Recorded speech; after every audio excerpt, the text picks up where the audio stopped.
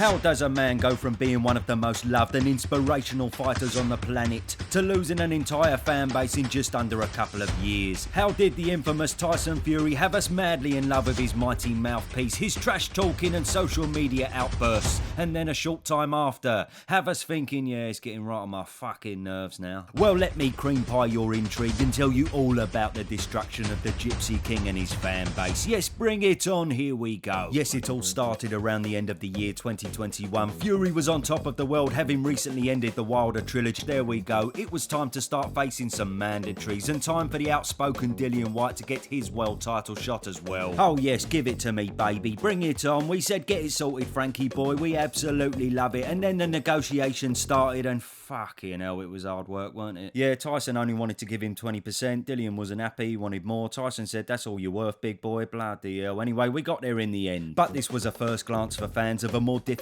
Tyson Fury to negotiate with. Since he was once again world champion, he proclaimed himself the biggest draw on the planet. Either way, the fight was on. We were double happy. We were even more buzzing that Fury promised us he was now done with the USA. He was finally coming back to the UK to fight Dillian in our glorious Wembley Stadium. Bloody love it. Thanks, Gypsy King. Great stuff.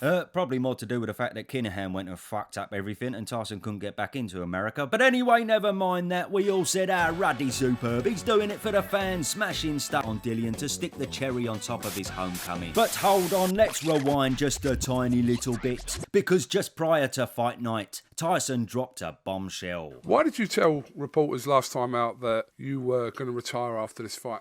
Because I am. I want to be left alone, to live my normal little life, going to school, doing the bins, going to the tip, getting a haircut. There'll be no more fights. Well, I don't think you need a haircut, to be fair. That's just throwing your fucking money away. But anyway, yes, he was adamant that time was time, and the Piers Morgan interview following the White knockout confirmed it. Tyson Fury and fighting is finished. But come on, we all know Tyson's a bit of a wind-up merchant. We all said, yeah, all right, Fury, you big kidder. We all know you'll be back. LOL, Ruffle and all that. Tyson Fury, what's he like, eh? Stuff like that, you know what I mean? And lo and behold, a few months later, in the thick of the AJ Usyk 2 build-up, he promised a return to the ring. But this is when things started to get double hairy. Now, in true Tyson Fury ego style, the timing was convenient since all the attention was on AJ. So in light of this, he went ruddy mental. He called out Thor. He called out Chisora. Manuel Char appeared out of nowhere. Fuck knows where he come from. Then all of a sudden, he was retired again. All in the space of a couple of weeks. Terrific. The boxing fans were double baffled. Regardless though, Joshua was beaten for a second time in another masterclass performance from the Ukrainian, leaving AJ a little bit grumpy, but he salvaged it with some terrific hip hip hoorays. Hip hip!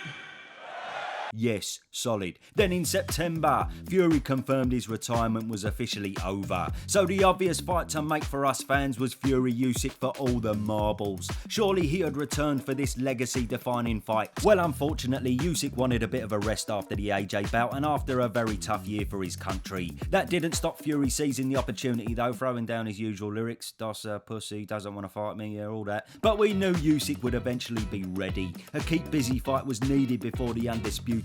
And to our surprise, Fury called out AJ. Anthony Joshua, I'd like to give you an opportunity to fight me for the WBC Heavyweight Championship of the World.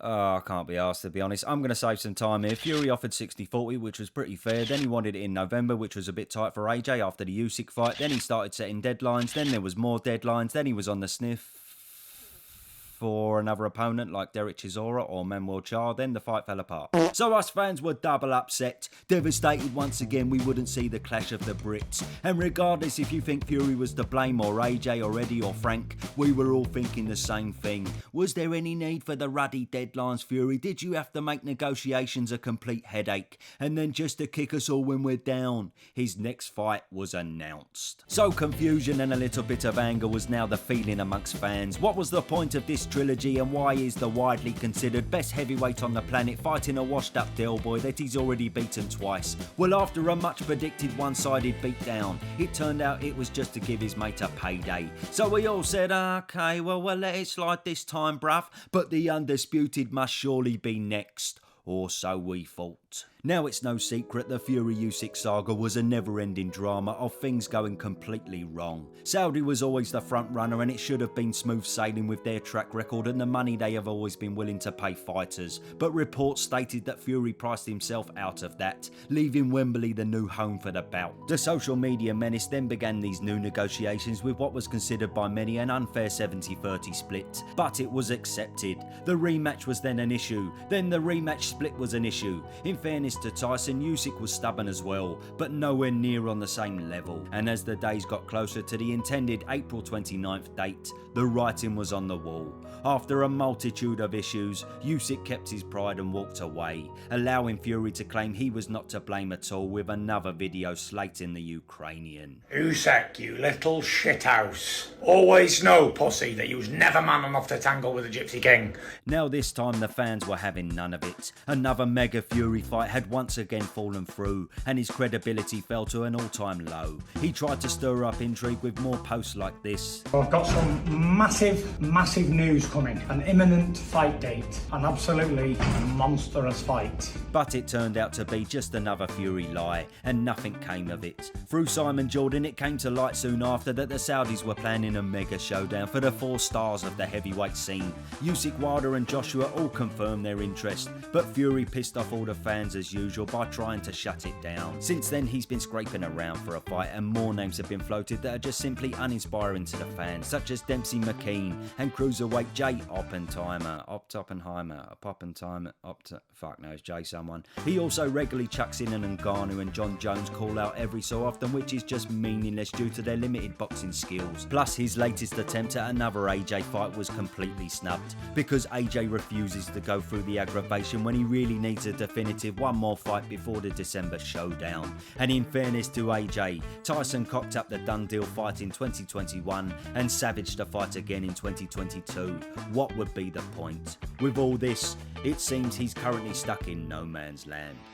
Now obviously Tyson Fury hasn't lost his entire fan base, he's still got plenty and his diehard fans are of course staying loyal, but he has lost the patience of an entire audience of boxing lovers who just want to see the great fights regardless of the politics. It's no question that Fury really is an incredible fighter, a great talker and a great showman. But his mouth, which has been on overdrive for the past couple years, has got him into this mess. It's come to the point now where nobody, and I mean nobody, even his promoter Frank Warren, can believe a word he says. He says things like this. I signed the contract today. The fight's got to be for free. And the next day he says things like this. I want 500 million for Usyk. You only have to read the comments under any Fury post on YouTube or Instagram to see that people have had enough of his wayward actions. And for once he's even being beaten at his own game of trash talk, with Team Usyk constantly ridiculing him.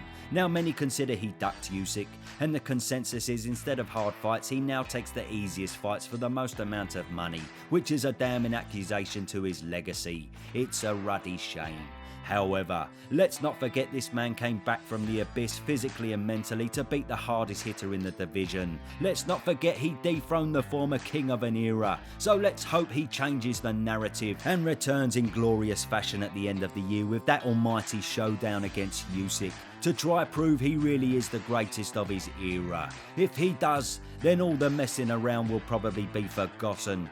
But who knows if he will or if he won't. I for one fucking hope so. Yes, Bosh.